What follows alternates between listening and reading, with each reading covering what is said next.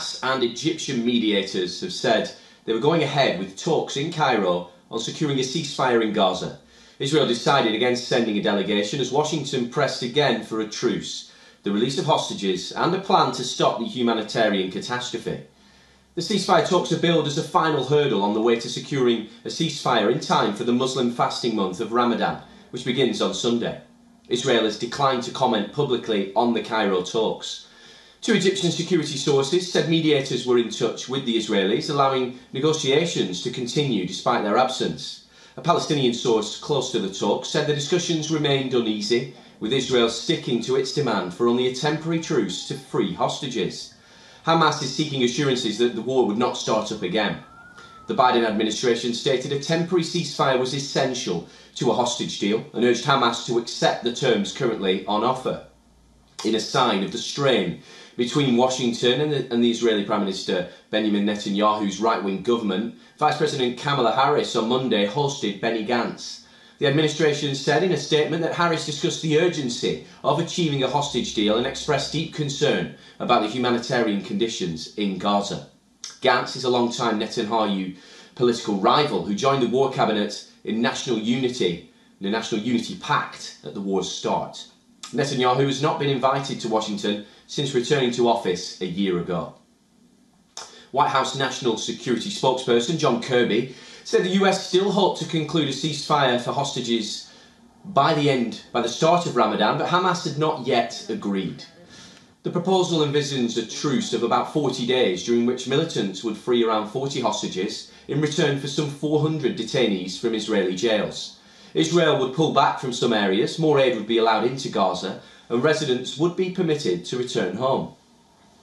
But the deal did not appear to address directly a Hamas demand for a path to a permanent end to the war, nor does it resolve the fate of more than half of the remaining hostages, Israeli men excluded from the agreements covering women, children, the elderly and the wounded. Israel says it will not end the war until Hamas is eradicated, and Hamas says it will not free all its hostages without a deal that ends the war.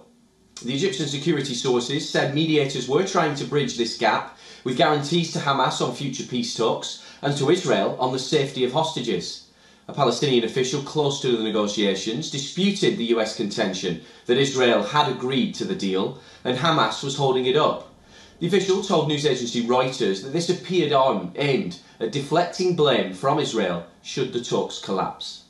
Well, the war erupted after Hamas fighters burst into Israel on October 7th, killing 1,200 people and abducting over 250 hostages, according to Israeli tallies. On Monday, a team of UN experts reported there were reasonable grounds to believe sexual violence, including rape and gang rape, occurred during the attacks. Since October 7th, Israel has sealed off the Palestinian enclave, stormed most of its towns and pounded it from the sky. Palestinian authorities say more than 30,000 people have been confirmed killed, with thousands more made homeless. The United Nations says hundreds of thousands face famine. Israel recalled its ambassador to the UN as tensions erupted over the handling of allegations of sexual assault by Hamas militants. Israel has accused the United Nations of taking too long to respond to the claims. At the heart of the increasingly bitter row is the embattled UN Agency for Palestinian Refugees. It has already seen funding pulled by multiple Western countries after Israel accused about a dozen of its employees of involvement in the October 7th attack. On Monday, UNRWA said members of its own staff had been tortured by Israel, even as the Israeli military said the agency had employed more than 450 terrorists.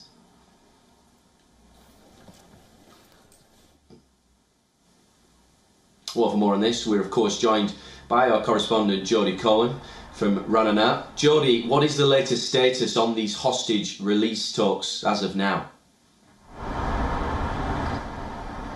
Hi, Oliver. Well, a senior Hamas official has said that there's been no real progress made in the hostage talks. Israel, remember, said that Hamas needs to provide a list of which of the 134 Israeli hostages still being held captive in Gaza are still alive. And Hamas has said that they don't know where the hostages are or how many are alive. Now, Hamas is still demanding, as you said, a full ceasefire. Israel has said that that would leave Hamas in power and is unacceptable. And the US has called on Hamas Hamas to accept a temporary ceasefire by the start of Ramadan, which is the 10th of March, so only a few days away now. Meanwhile, the UN has confirmed Hamas's rape, gang rape and sexual torture of victims of Hamas's 7th of October massacre in Israel. The UN has also said that it believes that the hostages are still being abused.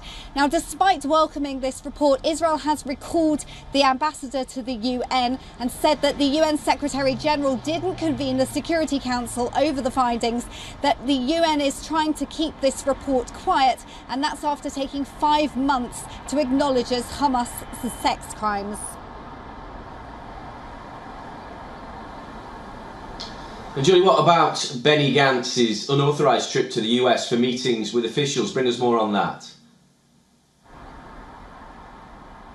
So I actually asked Israeli government spokesperson Avi Hyman about Gantz's trip and reports that Prime Minister Netanyahu opposed it.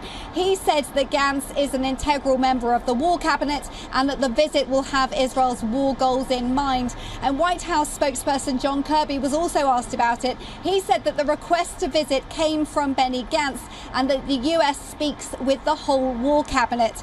Now, we know that Secretary of State Antony Blinken spoke with War Cabinet Minister Ron Dermer, who's Netanyahu's closest confidant. That was on Monday, ahead of Blinken's meeting with Gantz on Tuesday. Now, they're likely to discuss the hostage negotiations, aid to Gaza, and how to stop this war from escalating. And this comes as US envoy Amos Hochstein visited Israel and Lebanon on Monday. And that was on the same day as one Indian worker was killed and 2 were injured by Hezbollah strikes in Israel. And Hochstein said that he is hopeful about efforts to restore stability.